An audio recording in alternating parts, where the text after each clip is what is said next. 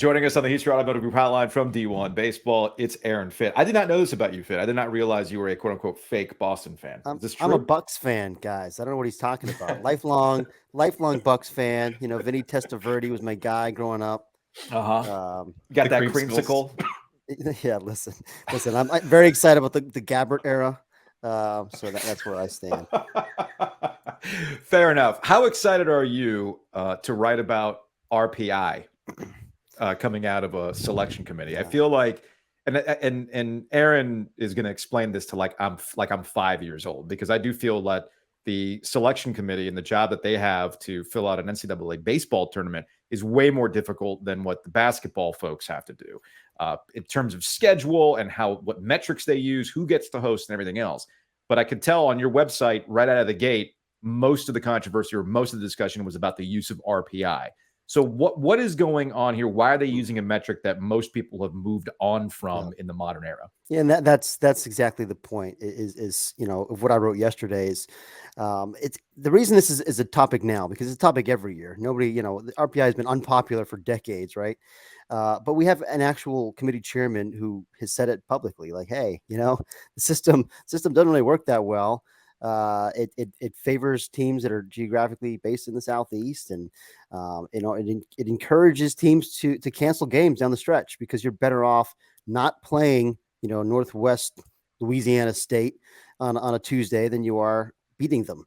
And so that's a problem when you're incentivized to cancel games, because even if you win, it hurts you. And so, it illustrates the absurdity of the system. We've had a lot of this happening now. The last couple of years, coaches have figured out how to game the system a little bit. And, I don't blame them. I mean, if this is going to hurt you. If you play this game and you win it, it's going to hurt your chances to make the postseason. Why wouldn't you cancel it? Yeah. And so the chairman, John Cohen, the Auburn athletic director, has said all this publicly. And when he took over last summer, he made it clear that he wanted to kind of reform the process, and he was going to do things differently, and he's going to, really change things up. And then yesterday in the conference call, he's talking about the same stuff. Like, we really need to change this stuff. But like, he hadn't done anything.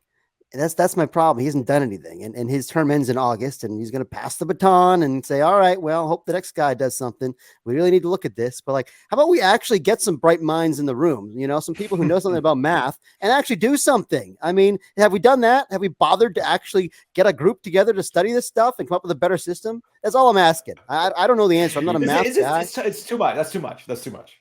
What's missing that is too much in baseball. First of all, Aaron Fitt, D1Baseball.com, joining us on the Houston Automotive Group hotline. If you follow college baseball at all, you know who Aaron Fitt is. He does tremendous work.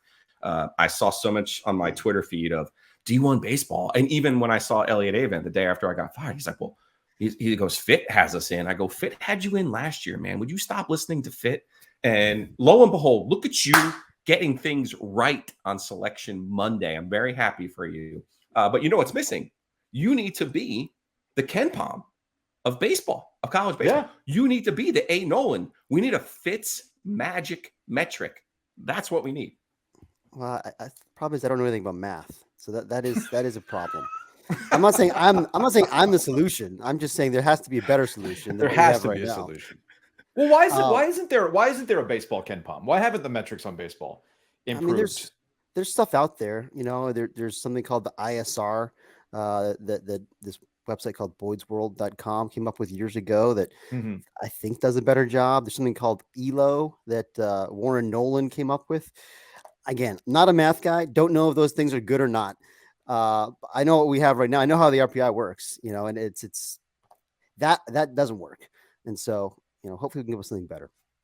Fitz, I'm ecstatic that it's State, it's Campbell, it's South Carolina all together. I just feel like it's in the wrong location. Can you just explain why Campbell got jobbed? And is this as simple as there are no hotels in Bowie's Creek, or is there more to this? Or is it that Sherrod Clinkscales is on the committee and Campbell's AD is not? Like, help me out here on how Campbell is not one of the hosts here after the season that they had. Yeah, they deserved it. I thought so too. I mean, we had them as one of our 16 hosts in our final projection, and they were going to host in Fayetteville at the minor league park. So, it's not a matter of facilities or Bowie's Creek. I mean, who wouldn't want to take a trip to Fayetteville this time of year? Lovely town. But look at Fayetteville catching strays from Fitt right here on a Monday morning. Jeez, Aaron, Two Fayettevilles. Two Fayettevilles hosting. It's my wife's hometown, by the way. I can take shots, if you will. Listen, South Carolina is the team that I thought was a surprise host. I mean, they they really melted down late in the year. They went 4-11 down the stretch. They had some great wins. They went 8-7 against the top 8 national seeds. I think that carried a lot of weight with the committee. But boy, they really are not the same team that they were in the first half when they were dominating. And so you're right. I think we got the right teams together. I mean, in our projection, we had Campbell hosting with South Carolina as the 2 and NC State as the 3, I think. That would make a lot of sense, but instead, South Carolina gets to host because, and I get it. I mean, it's the high-end wins. It's a top 10 RPI. You can make a case for Campbell over like an Indiana State. They had much better quality wins. I mean, that's the thing that separates them. They were 9-5 against the top 50. Indiana State was 2-9. That's pretty stark. But like you said, clink scales on the committee, a factor. Top 10 RPI for Indiana State. I mean, as we see, RPI has been a crutch for this committee for a long time. So those are factors. And hey, Indiana State had a great year. I mean, if you win your regular season and your conference tournament, and they were just red hot the entire last 10 weeks of the season. I mean, something like 32-4, some crazy thing. I mean, they really, really played great. So I don't begrudge Indiana State hosting. Aaron Fitt, D1 Baseball, joining us here on Ovias and Giglio. The NCAA tournament is ready to go. The brackets came out. They do it like over 2 days, which is always a cool thing. All right, we'll close on this. We'll go on the top end of the historic season that Wake Forest put together, and then what always tends to happen in the NCAA baseball tournament, a team that you don't expect that might go on some sort of magical run, and you have to guess it for us. So kind of like in context, I mean, we hear about State plenty. We know North Carolina's program. We know what they've been trying to build over at Duke. This Wake Forest baseball season seems to have caught people by surprise in how, I mean, good, but not like this good. Nobody could expect the year that they had, right? Yeah. I mean, we had them, I think, preseason number 6 in the country, the top team in the ACC. But no, we didn't expect them to be number 1 necessarily. I mean, and the thing is, I mean, Wake Forest, they hadn't really actually done it, like lived up to the hype before. We've hyped them up before. I mean, I've had to wear it repeatedly over the years for hyping up Wake Forest, and then they fall on their faces. But this team, I mean, clearly it's the best team they've ever had. But I mean, it's just, they're loaded in every way. They're so good, historically good. I mean, the fact that they led the nation in ERA in that bandbox of a home ballpark is stunning. It's just stunning. And they did it by a full run over the next best team in the Power 5 conference. I mean, it's absurd how good they pitched. And they got real power, and they played much better defense than they have in years past. They got it all going on. And the thing is, now it's like, all right, we got to get to Omaha. If we don't get to Omaha with this team, there's that pressure factor. That's real. We saw Tennessee last year had a very, very, very similar season to Wake Forest.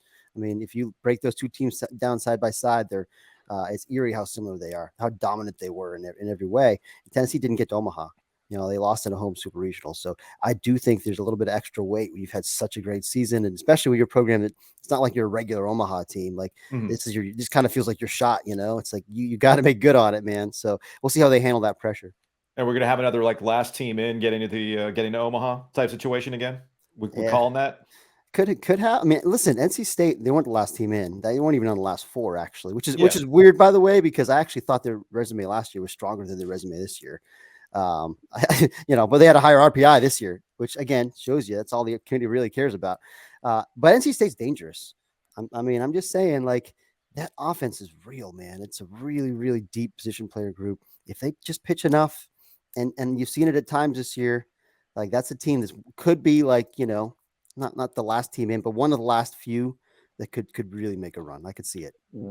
No. Which SEC team is going to win this thing? I'm sorry. You gave me Ole Miss early last year. I was very happy about that. I'm going back to the Fitzmagic well. Who do you got for me? The problem is there was no last SEC team in this year because they were all like slam dunks. I think the lowest one is a 2 seed. So I mean, you can go ahead and place a bet on Tennessee if you want. They're one of the one of the only SEC teams that didn't host. They might be that team after the team thing. I could see it. I mean, because they're kind of flying under the radar. They've had a very uneven year.